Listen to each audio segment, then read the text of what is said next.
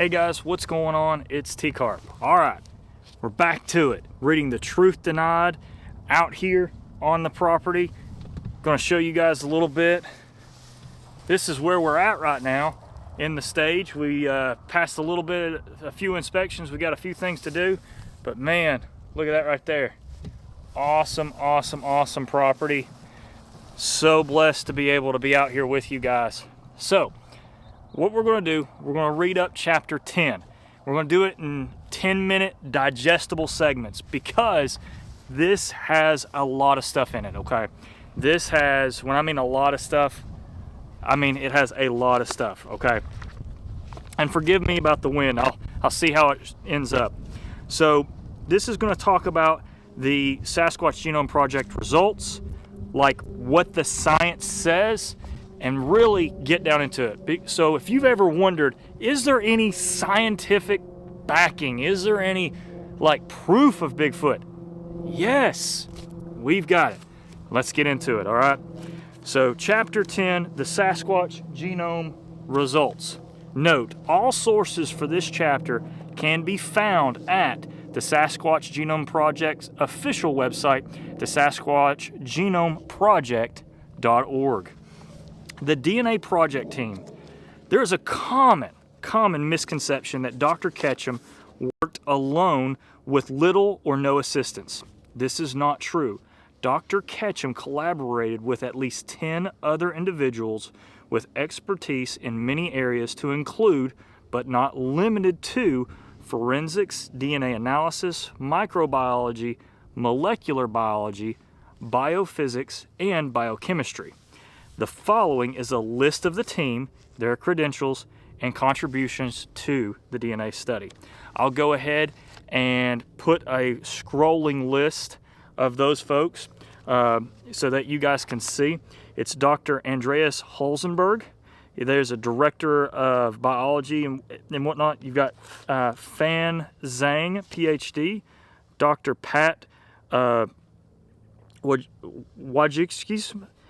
Dr. Thomas Prochecto, Dr. Douglas Toyer, Miss Elise Watts of Integrated Forensic Laboratories in Ulysses, Texas, Dr. W. Spence, Ray Shoulders, and Ray Smith of denied.Thank. And these all performed the experiments. Dr. Ketchum, Dr. Pat Wojcicki, David Spence, Dr. Andreas Holzenberg, Sarah Bollinger, Ray Shoulders, and Ryan Smith. So multiple people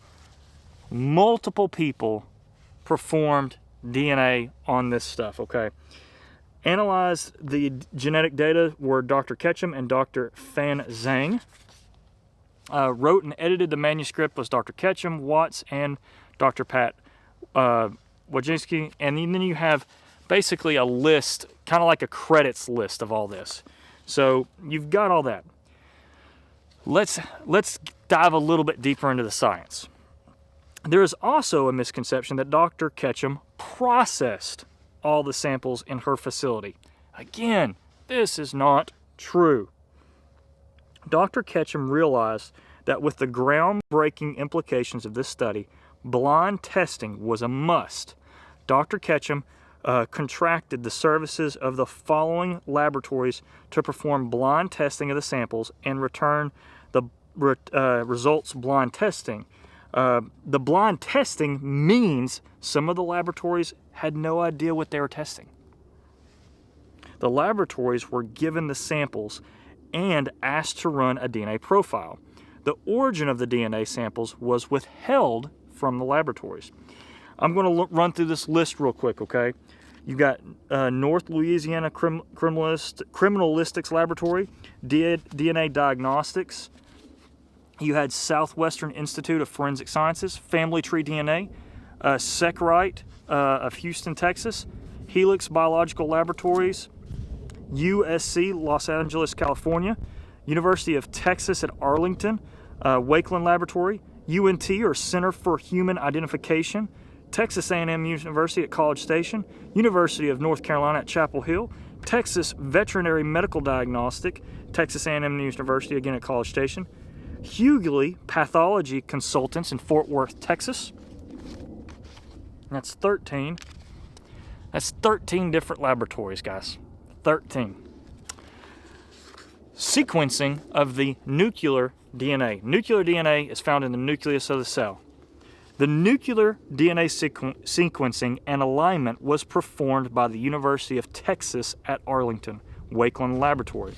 The Wakeland Laboratory director refused to allow the bioinformationist to be listed as an author on the manuscript, even though he wrote the whole genome section and the whole genome/bioinformatics material and methods contained in the section in the Sasquatch Genome Study.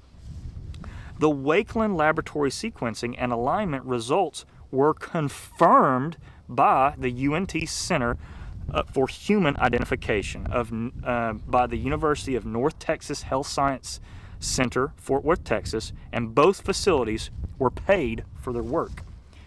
The electron microscopy. The electron microscopy was performed by the University of North Carolina, Chapel Hill in North Carolina. The director was unhappy to be part of the blind study, refusing to allow his facility to be associated with the Sasquatch Genome Study. He did, however, give permission for the data/photographs to be used in the Sasquatch Genome Project. The University of North Carolina Chapel Hill electron microscopy results were confirmed by Texas A&M University in College Station, Texas, and both of them, and Texas A&M, was paid for their work. The DNA samples, the screening and handling of the hair, blood, saliva, and the flesh samples. So a lot of people will say, oh, it was bunk science, crappy labs. Guys, this stuff was done professionally. The screening of the hair. Before the hair was considered for testing, it was first screened to be ensured it was not human or any other known animal. Below is the documentation from the DNA study of how the hair was screened. The hair analysis, okay? The hair samples were evaluated by Mr. David Spence of the Southwestern Institute of Forensic Sciences.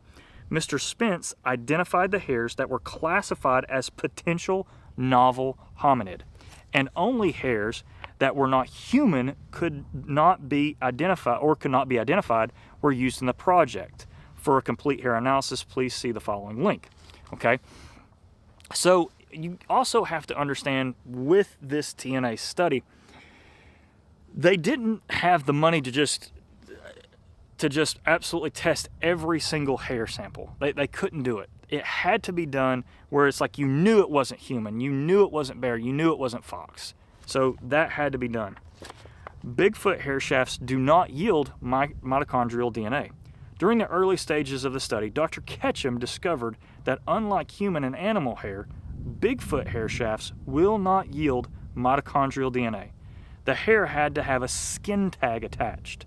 Several $1,000s were spent and lost attempting to process hair shafts only. This was the motivation to develop the tape method of collecting hair from the Sasquatch. This method extracted the hair with the skin tag attached. And at that point, guys, we're going to stop and we're going to continue on with Chapter 10, Part 2. I'm going to put all the 13 laboratories up for you guys to look at and whatnot.